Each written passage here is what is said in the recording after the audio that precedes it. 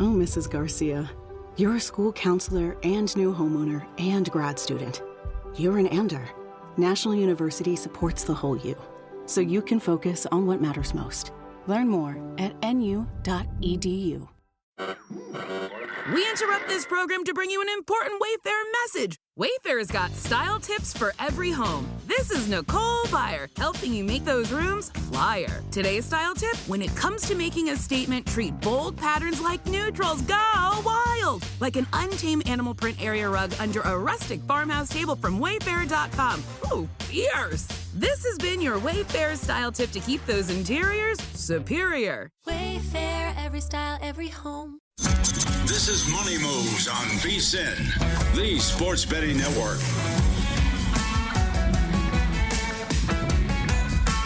Back here on Money Moves as we kick off hour 2 on VSiN, the sports betting network, Sirius XM channel 158. We're live in downtown Las Vegas, Circa Resort and Casino. Stormy Buonantony and Jonathan Von Tobel with you. Got plenty of Major League Baseball to get into. One game currently in action, by the way. The Cardinals up on the Reds right now in the middle of the second inning. Credit Masett Win, who goes yard on Brady Singer's third pitch of the game here in the top of the first. Yeah, congratulations. That was great. So there's a couple of things here. First off, one of the things I wanted to point out, when you looked at Brady Singer and some of the numbers, I thought, he's pitched relatively well this year, maybe getting a little unlucky with certain things that he is probably due for, not like regression, but like he's pitched way better than I think some of even his 362 would indicate. So maybe you get a little lucky on a solo shot there, and that maybe you want to come in if you are so inclined to fade your boy Michaelis in this spot.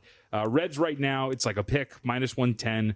I think we are heading to the bottom of the second. I'll have to double check on that one. But either way, I think the Reds would be in a pretty decent spot to come back here. And you're only down 1-0, and the team was about a $1.40 favorite. -110 seems relatively cheap. Also coming up this hour, we'll have VSiN's own Zach Cohen. We'll get into the NBA games on deck tonight in the postseason. We'll have some best bets in the NBA and NHL. And why not Wednesday? Looking at some fun plus money. You stole one of mine. And long shot props. I realized I didn't know, because I put mine in a separate doc and then I was copy and pasting them into the thing, that we both had one that we were like-minded on. So that'll be a little bit fun when we get to that segment.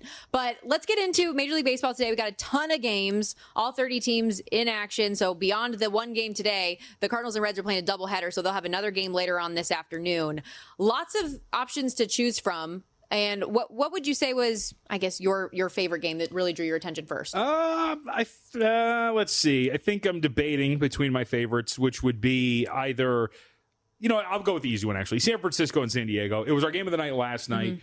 We talked about this with Adam Burke. It seemed somewhat odd that the Padres at home were getting a plus price on the money line. They end up pulling it off. Yep. Now here again today, we get a really good pitching matchup. Landon Roop versus Michael King. Roop comes into this thing, you would think, like, why is this matchup great? He's sporting a 4.5 ERA.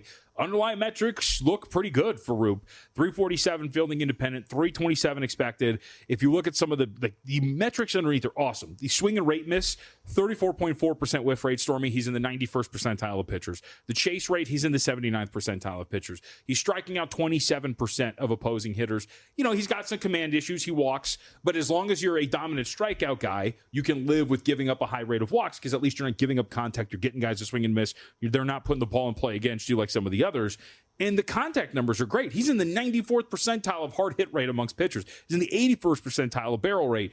I think one of the things you really look at, batting average on balls in play is 368. You're getting pretty unlucky there. And a 12.5% in terms of the home run to fly ball ratio indicates a little bit of bad luck here for Roop. So if you get some better pitching performance, or at least some better luck if you're Roop, then you could probably get a pretty good performance here for him. And on the flip side, as I just put in my notes and I can show you, I just put, it's Michael King, because it's Michael King. He's pitching extremely well. Yeah. He's got a 2.18 ERA, all of his expected numbers underneath 3. So this has the makings of a very fun and good pitching matchup.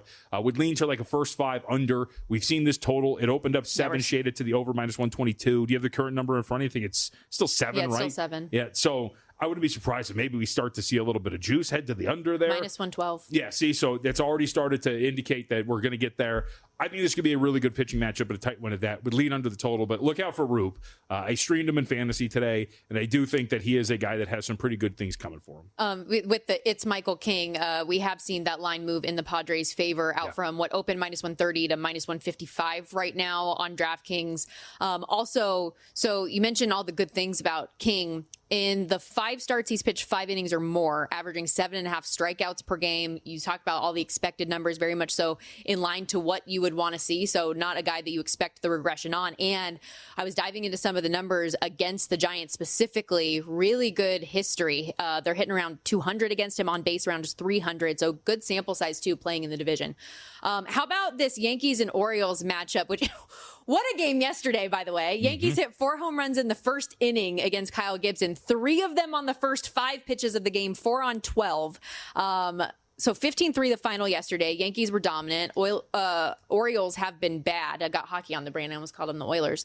But today, we see them taking some money because bettors want to fade Carlos Carrasco. Yeah, but I think you can understand that. Carrasco's been awful. 5.26 ERA. His expected numbers are well over 5 as well. There's really no thing that you point to for Carlos Carrasco and go, that's good. So I can understand why the market would not want to have any part of this. Having said that, it's not like I'm running to going back Cade Povich at this point. He probably deserves a little bit better. When you look at some of the underlying metrics, specifically batting average on balls in play is 385. That's pretty bad. If your opponents are hitting near 400 every time they put a ball in play, that really sucks. 5.04 ERA, 4.40 FIP when you're talking about that for Cade Povich. So I would think maybe, and I think this is why you're seeing this. I mean, it's 9.5 over minus 122.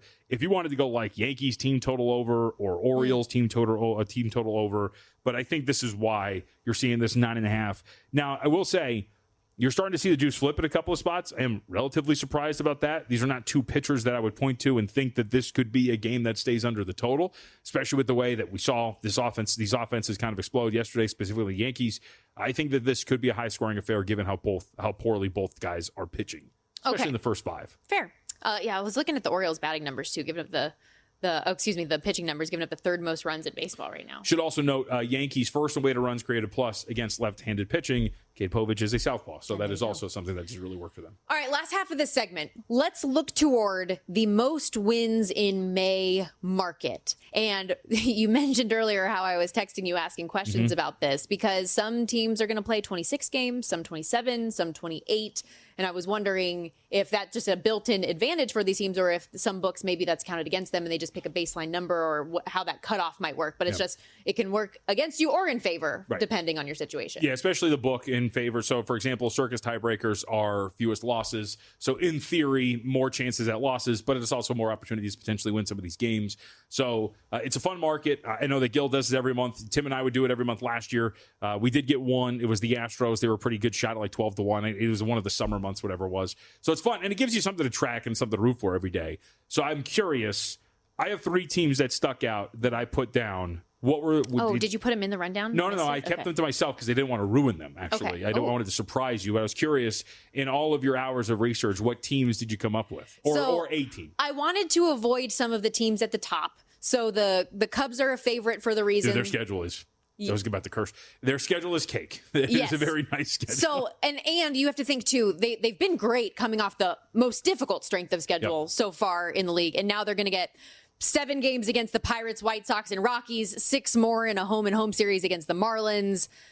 13 of their 27 games in May are against like 4 of the bottom 6 teams overall in Major League Baseball. So they are a significant favorite compared to the rest of the market for a reason. I don't want to bet 4-1. I didn't want to bet the Dodgers. So I was looking a little bit farther down. The first one that came up to me was the Giants at 12-1. Okay. Only team in the league right now with 9+ wins, both at home and on the road. So even though they do have to face the Cubs and Tigers away from San Francisco, it feels like a little less daunting to me than some other clubs.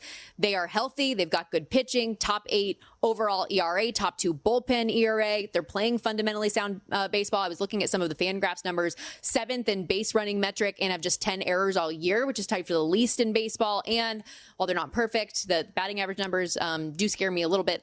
The Cubs have faced the most difficult strength of schedule. The Giants are 3rd on that list. They're 1st in the NL West, have had the 2nd best win percentage in the league, top 6 run differential. And the way that the schedule falls, they avoid the Padres who they'll face like right before May, right now, and then right at the end. So I feel like they avoid some of the other tough teams, and they've got a pretty cake schedule the rest of the way outside of those 2 I mentioned. Okay. So you want to, we're going to do, the way I would do this. The Giants will be one. How many are we getting? I was going to say. So I always did 2. So you pick one that you are heavy on, and I will go with one. Did you have any other candidates? So you want to 100% I do, but now I want to go back and forth. Okay. So my top choice was the Phillies. It's a little shorter at about 10-1.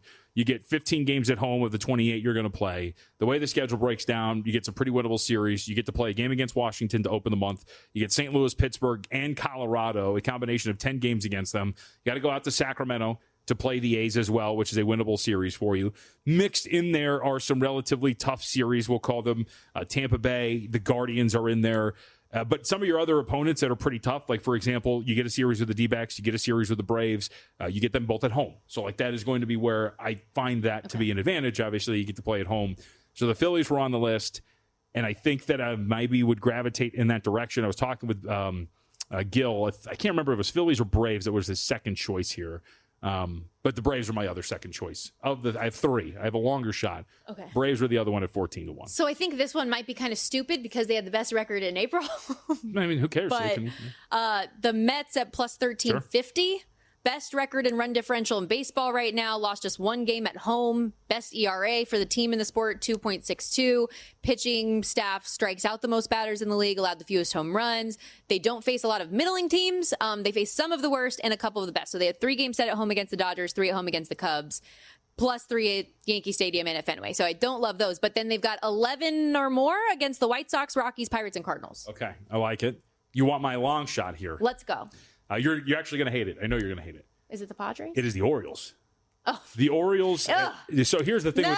Here's the thing with the Orioles. You're going to get 6 games against the Twins. You get a set on the road against the Angels. You're going to play 3 against the Nationals. You get the a set against the White Sox and the Cardinals. Winnable series there. Those are at home. You got to go to Milwaukee for a set too. Of the 27 games you play, 14 are at home, so a slight edge in terms of home games. But this is I think a team that we're obviously very disappointed by. But those are a bunch of series that I think this team can potentially win. It is a long shot. I don't even think it's up here, but if I was going long shot, I would rather take the Padres at 25-1 than the. I literally wrote the Orioles. Absolutely not. They're terrible. Okay. That's like what I put there. The Rockies, by the way, fun nugget, 4,500-1. Here's who they have on the schedule. At the Giants, Tigers, Padres, at Rangers, at Diamondbacks, Phillies, Yankees, at Cubs, at Mets. They're the worst team in the league, and their schedule just gets harder. I'll give you my choice when we come back. Okay. We're going to take a quick timeout. Back in a flash here on Money Moves next.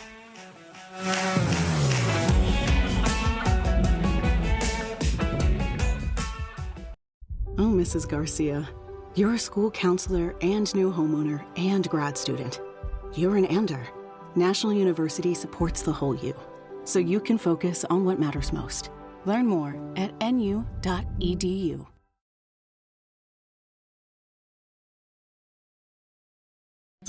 You're watching Money Moves here on VSiN, the sports betting network. Looking for a new way to feel the rush this Kentucky Derby? First Bet is your front row seat to the fastest 2 minutes in sports and so much more. Bet on the Derby and hundreds of other races each and every day over at firstbet.com. That's the number one, stbet.com. New users use the promo code VSiN200. That'll grab you a $200 sign-up bonus. Get ready. The Derby starts at firstbet.com.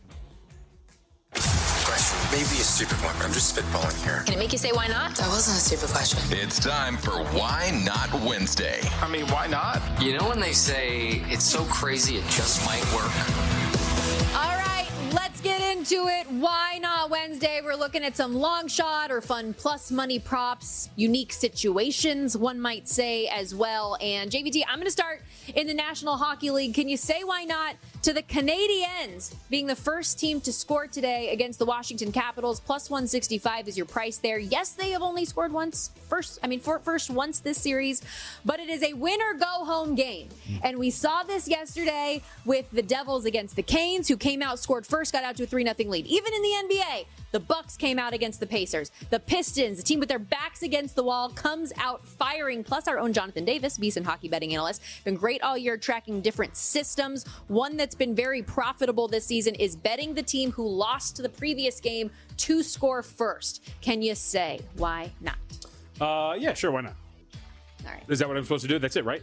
I mean, yeah. I thought we were going spicy. Plus one, what are we talking? Plus 165. Yeah, man, that could totally happen. We're not talking about anything I've got crazy. longer shots too, but Yeah. I'm just saying it's Desperation. an underdog You're for a gonna reason. pressure. You're gonna push. right? You're going to be insanely desperate. I'm down with it. I think it's a good price for it. Tilt that ice and go and get it. Baby. Yeah, why not? Yeah, plus 165. I'm sure. I'm in. That's what I say, right? Why not? Boom. Okay. Why not? We need a power voice. Maybe Ryan can do something for us. Okay, my turn. This is what we do. Well, you stole this one from me, but Pistons to win the series at plus 380. Why not? I mean, come on. They have outplayed the New York Knicks in a vast majority of this series. Despite being down 3-2 in this set, they are actually, from a possession-to-possession basis, not down by much. They have, dare we say, maybe not the best player, but the healthier player, because Jalen Brunson is really beat up. It seems like this is a yearly tradition of the Knicks having to replace the legs of their players, considering how run down they get. But the Pistons are going back home in a very good environment where they played pretty well defensively. They've outplayed this Knicks team for a good chunk of this series. They should be up 3-2 going back home. Why not? Why can't the Pistons pull this off and win the next 2 games? I absolutely can say why not. And this is a team why not Wednesday, because I love that at plus 380. After the third quarter, they've been leading in 4 of the 5 games. And I mean, look at the losses. 94-93, 118-116. Could have gone either way in either game. Had some bad breaks. Maybe we catch some good breaks last couple here. Why not? Why not? Plus 380. They deserve it. They deserve it. And the Knicks don't have any matchup for Cade Cunningham. And I think he's the best player in the series. Okay, so here's a long shot.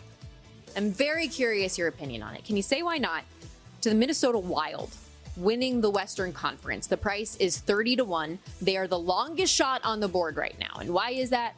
Because they're playing the Vegas Golden Knights, who are the favorite to win the Western Conference. They, on paper, talking about Vegas, when they are at their peak, are one of the best, if not the best, two-way teams in the National Hockey League. They have very high expectations this year, but this Minnesota Wild team has taken them to the brink. They've won a couple games. They probably very easily could have won yesterday. That offside was by the thinnest of margins. Now they go back home for game 6. If they win that game, we're going to winner take all game 7. I do not think price-wise they should be 30-1 at this point, especially given they got healthy at the right time. Kirill Kaprizov and Matt Boldy are playing their butts off. I think they could be as competitive with anyone. I am not one to get into a hockey debate with you. Although you should be. My hockey bet's on ring. So the only thing that I would say is, from what I have watched and what I have seen in the way that I handle hockey, I have pulled my hair out thinking, why are we here? I feel like the Knights should have won this series in terms of the way that they played on even strength. And I think that's what worries you a little bit. But to the overall point, should they get past this series, the West does seem relatively open and undaunting, especially that side of the bracket, right? Because you don't recede. So you're talking about taking on the winner of Edmonton and LA in the next round. I mean, that I think it's neither opponent that you're too worried about. And where this idea kind of came from was because I did take the Golden Knights in the series. I do have my biggest ticket of the first round was a parlay with the Canes and Golden Knights to win their respective series. So not a full hedge, but at 30-1, maybe something to potentially ride out the rest of the way should the Golden Knights lose. Sure. I would also say, I think we're obligated at this point to say you might get a little bit more of just betting them to win the series, rolling that over, betting them to win the next series, and so on. But either way, backing Minnesota to win the Western Conference, yeah, sure, why not? Oh, you don't believe it, though. You don't believe it. Just say no. I mean, it's 30-1. It's hard to. Point. It's hard to be like, hell yeah, brother. You know, it's a long shot. All right, how about this one? Travion Henderson, Offensive Rookie of the Year. Why not? About 21 or 20-1. Some spots I think are even like 21-1, 22-1. But why not for Travion Henderson? The New England Patriots go and they get this kid in the second round, 38th pick. You read some of the reports that in New England, and at least exuding from the front office and others, that this was the favorite pick of the draft for some. They invested, obviously, in the offensive line with their first pick. We know what Vrabel wants to do. I understand that you have a veteran running back in front of him, but you invested a high pick in this kid for a reason, and this is going to be a team that is going to want to run the ball. There's obviously a thought, too, if you read some of the quotes coming out of New England, he is going to be a very big part of the passing game coming out of the backfield, so there's some diversity there, too, in terms of what they can use for him. I like the kid a lot. Some would argue that he probably should have been the guy taken before what the Browns did with Quinshon Judkins. Let's go. Travion Henderson, Offensive Rookie of the Year, 20-1. Why not? I think you have to say why not, especially as we talked about earlier this week, kind of recapping the draft with this being such a weak quarterback class. I am much less scared about the quarterbacks being the ones that are in a position to win this award. And that opens the door up for running backs, for potential wide receivers. I think everything that you laid out plays nicely for Travion Henderson.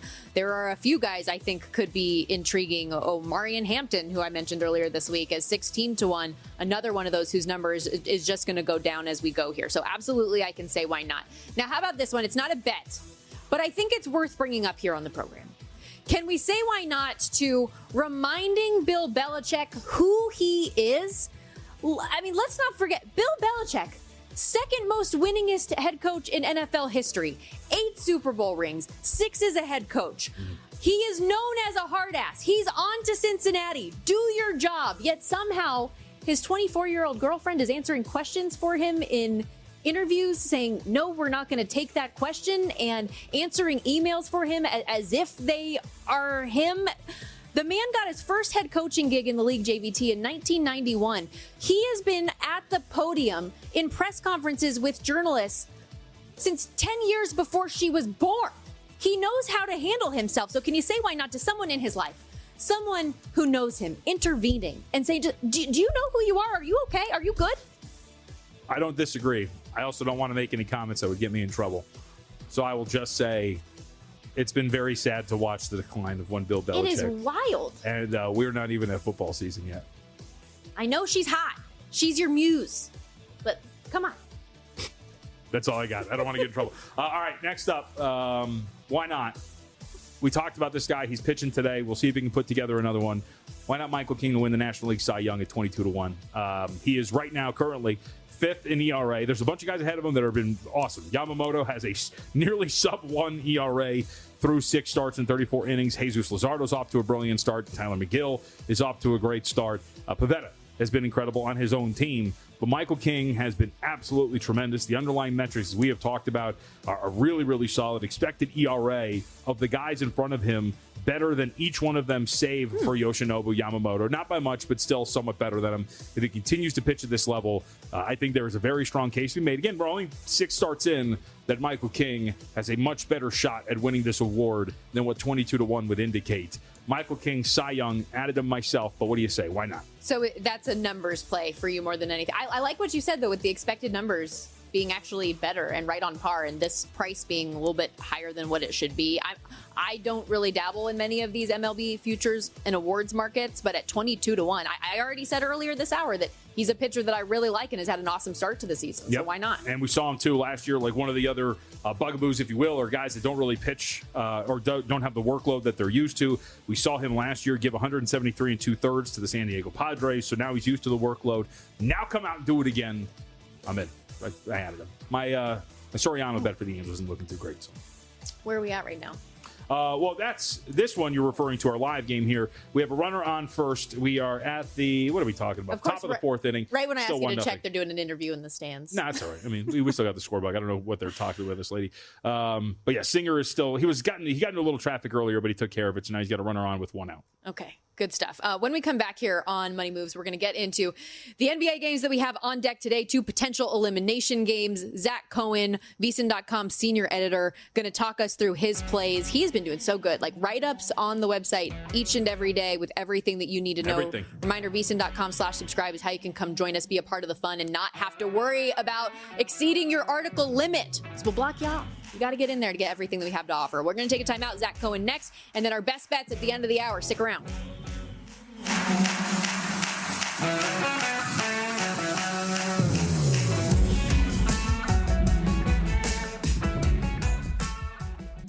You're watching Money Moves here on VSiN, the sports betting network. Last night was a wild one in the NBA. Who saw that coming in the last 40 seconds of Pacers Bucks? Pistons Knicks comes down to the wire. The Clippers take all that money. The Nuggets win big, 131-115. Now, what will we have in store coming up tonight with 2 more potential elimination games? To help us break it all down, Zach Cohen joins us here on the Progressive Guest Line, Senior Editor over at VSiN.com. And I mean, let's just start there. What did you make of what we saw last night, and any big standouts for the way you might approach a team moving forward? I mean, it was just insane that we saw another Doc Rivers coach team collapse late in the game. I saw some stat out there that might have been fake, that it was like there's been 28 losses where a team's been up 7 with a minute left or something, and 17 of them over Doc Rivers. Who knows if it's real or not, but it was really, really bad to watch. It was hard to watch for Giannis, and I thought that, the Pacers were going to win that game, and I felt really bad about it for most of the game. So it was crazy that they stole it in the end. All right, let me ask you this. More egregious coaching decisions. I'm going to give you 3 of them. And Doc wasn't really even like a coaching decision. Like Gary Trent Jr., we should give him some credit. Like he completely melted down. But the way that ended for Doc, the way that Tibbs screwed his team over with putting Brunson on the bench and then not calling a timeout, or Ime Udoka going away from Steven Adams and doing what he did at the end of that loss to the Warriors. Of those 3, what stuck out to you the most the last few days?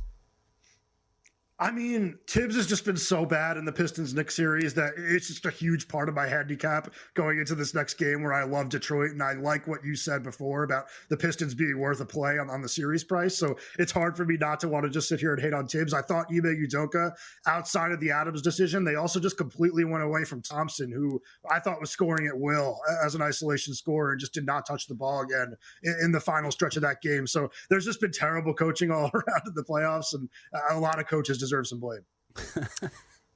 Sorry, I'm laughing. There's a picture of it just says Doc Rivers in the postseason, but it's a picture of Lawrence Fishburne playing Doc Rivers in the Clipper show. Good Lord. The Pistons, by the way, laying 2 in that game coming up tomorrow against the Knicks, -130 on the money line. Let's look to tonight coming up, Zach. And the Lakers are a team that so many people were buying in on before this series. A lot of sports books had liability on the Lakers when it came to NBA title futures, everything that they did, adding in Luka, yet they find themselves down 3-1. They are a favorite here at home, 5.5, 6 points. How do you see things shaking out tonight for LA? I really like the Timberwolves tonight, especially with the 5.5. I think that there's a 6.5 out there. I'm kind of with JVT in the thinking that there's been some series where a team's in desperation mode and the line just moves their way for no other reason but that. I mean, everything that we've seen in this series so far suggests that Minnesota should be, not a huge underdog here. I mean, maybe getting 3.5, but getting 5.5 seems crazy based on everything we saw at the second half of the season, everything we've seen in this series. I think that Minnesota is a better defensive team by a pretty wide margin. I also don't think the Lakers have much of an answer defensively for what the Timberwolves do. We've seen some really bad defense both on and off the ball out of Luka in this series.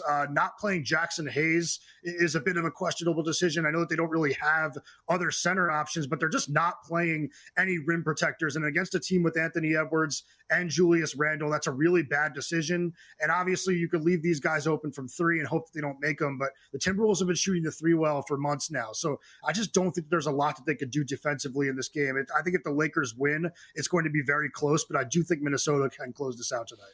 What do you think about my thought that this team is going to see an adjustment? We're going to see the change of the starting lineup. They're going to bench Jackson Hayes. I know you said they should play him, but they did go to that Lasers lineup at the end. I played this first quarter over. Do you think we see a change from J.J. Redick there?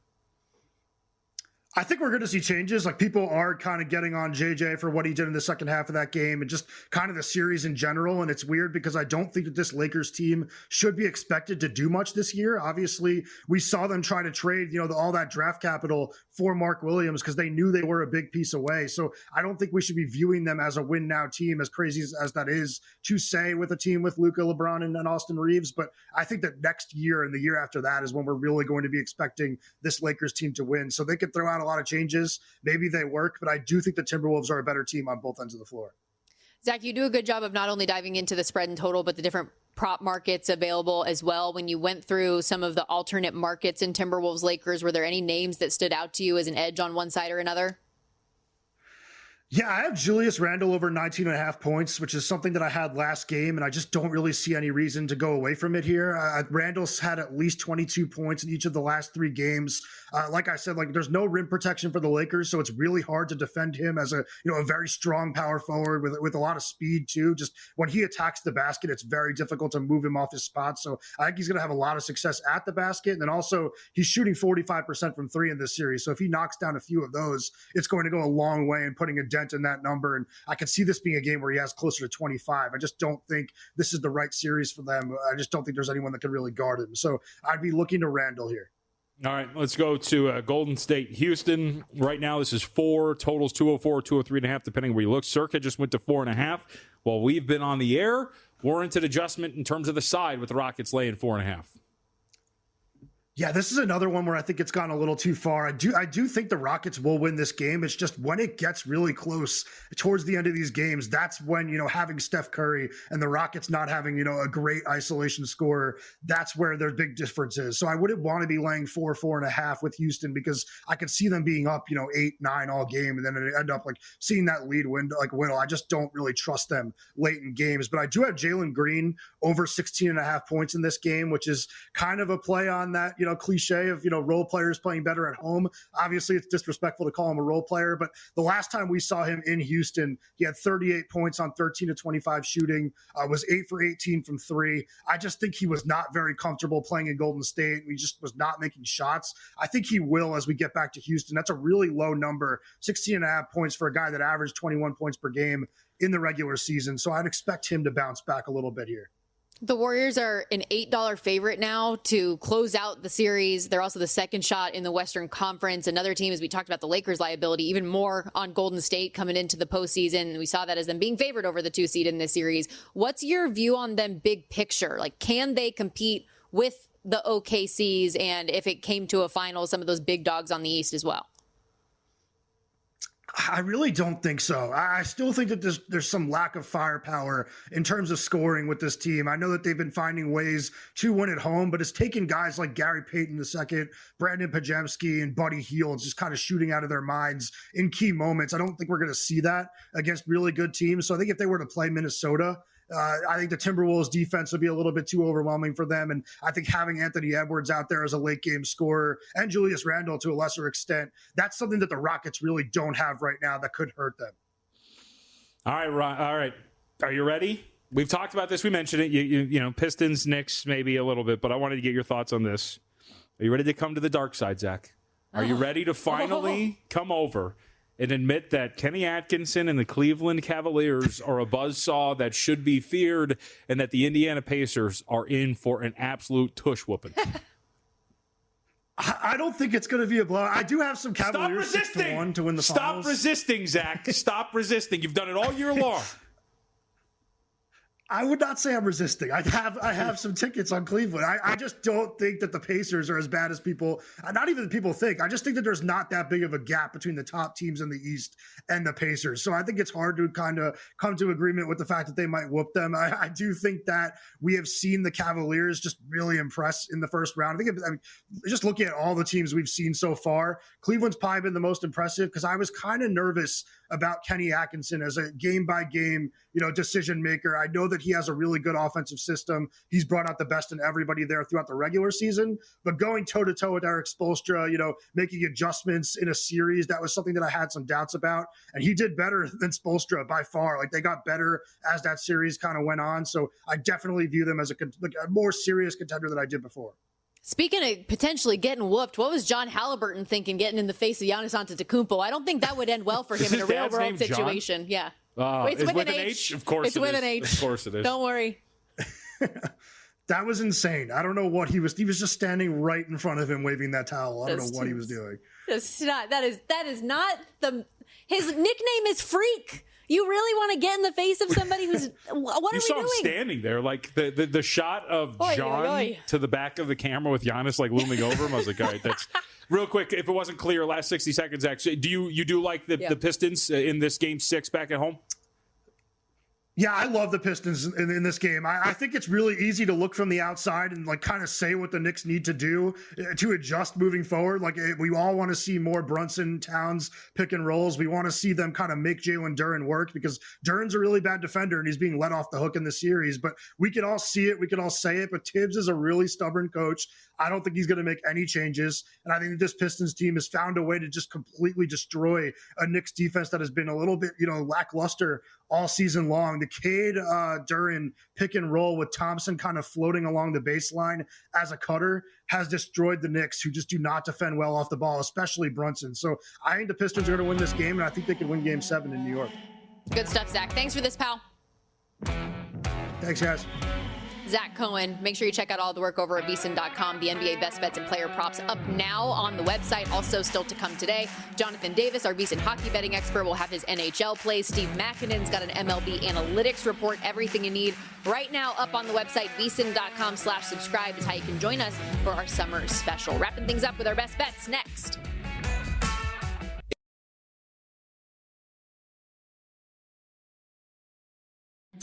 You're watching Money Moves here on VSiN, the sports betting network.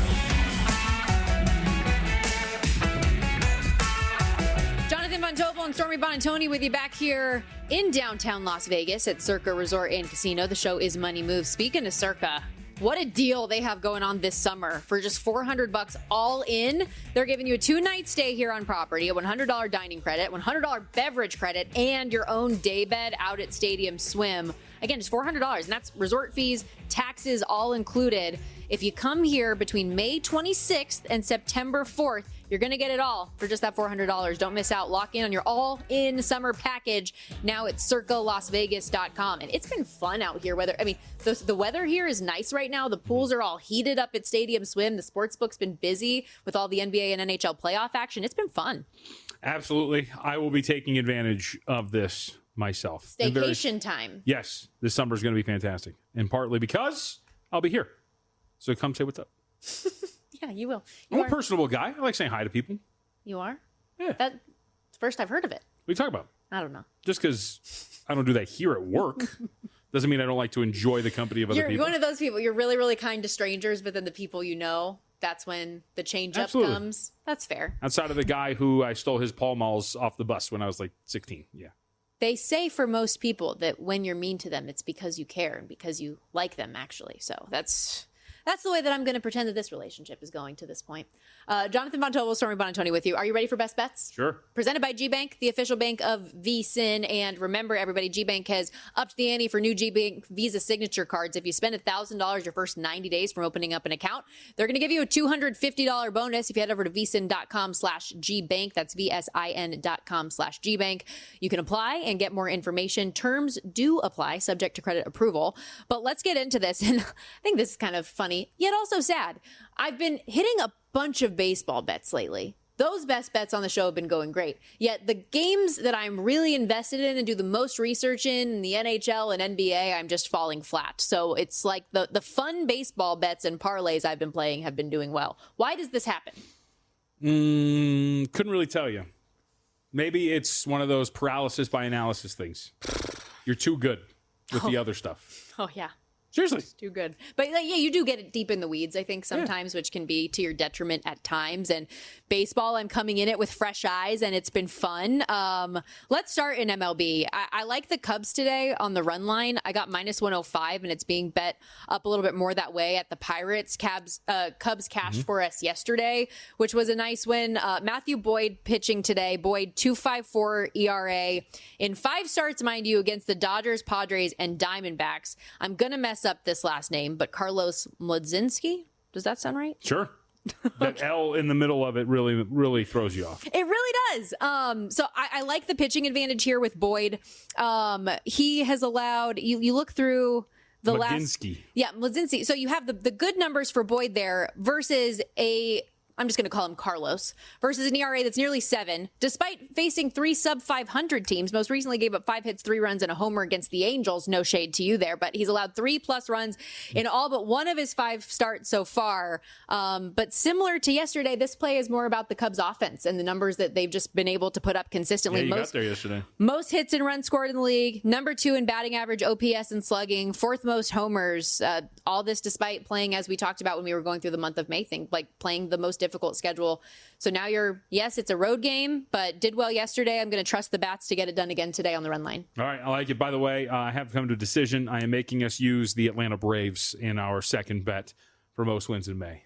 We should probably pay that off. So okay. Yep. So you have the Giants 12-1. All right, and Braves. The rule is we're both betting it together. So like I will have the Braves and the Giants. You will have the Braves and the Giants.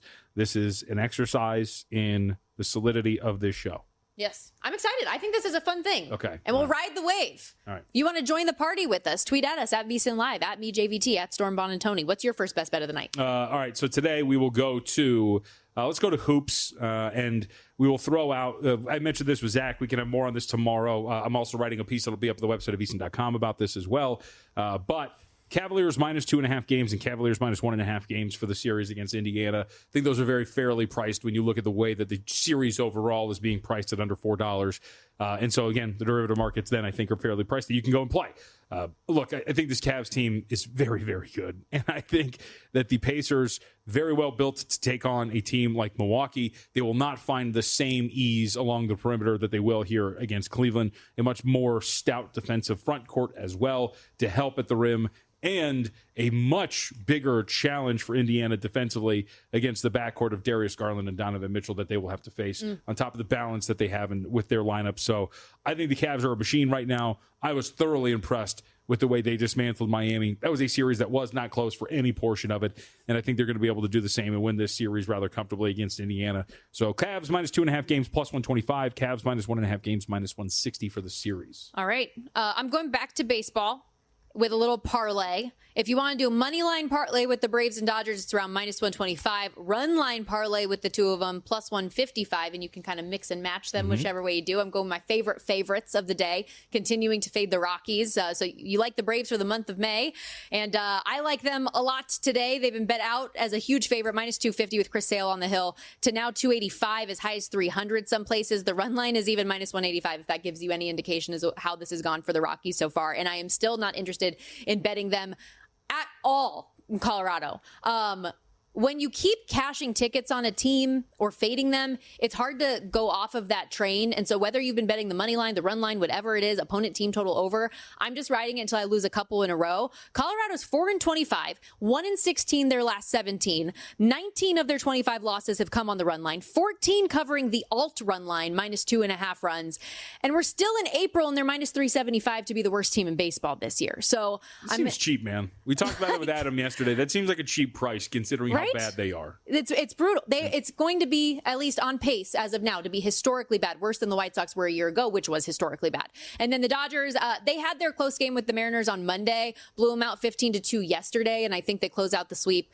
Money line and run line today. Tony Gonsolin making his first start in a year, recovering from Tommy John. He had the back strain in spring training. So, he's coming out there, and I know there are some question marks about that, but he's been fine in his 3 rehab starts, 3.21 ERA, 16 strikeouts in 14 innings. I know the Marlins lineup is good, but the Dodgers have so much talent and get the added benefit of going against Cal Quantrill tonight. 7.83 ERA, expected ERA, not much better, giving up the 7th most runs of any pitcher in the National League, just 13 strikeouts and 5 starts this season.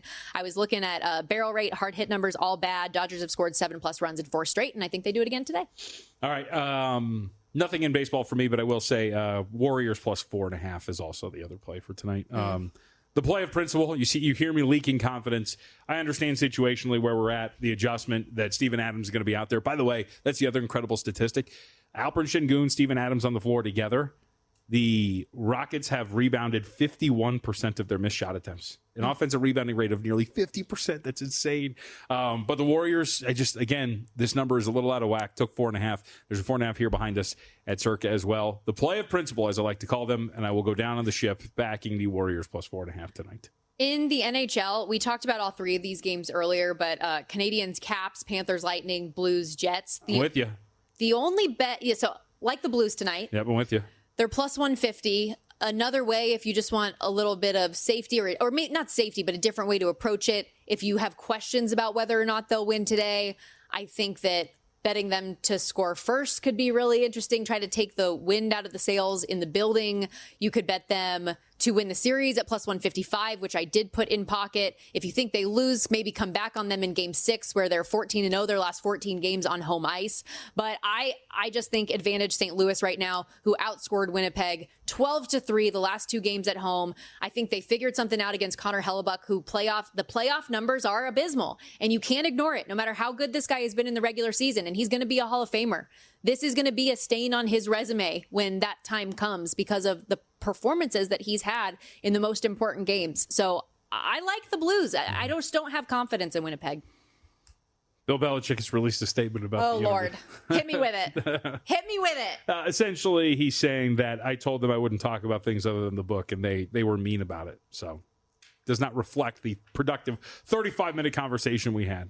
Does that change the fact that he can't speak for himself in that moment and say what questions he wants to or will not want to answer? I think you'll like this. Jordan, with whom I share both a personal and professional relationship. Oh, yeah, because she's the, COO of a company that didn't exist? Sure. I've got a lot of feelings on this one. Wow. It just blows my mind. Women hating women. Oh, yes, I'm so cruel to my gender. But it's a wild situation. I said it earlier. He can't speak for himself.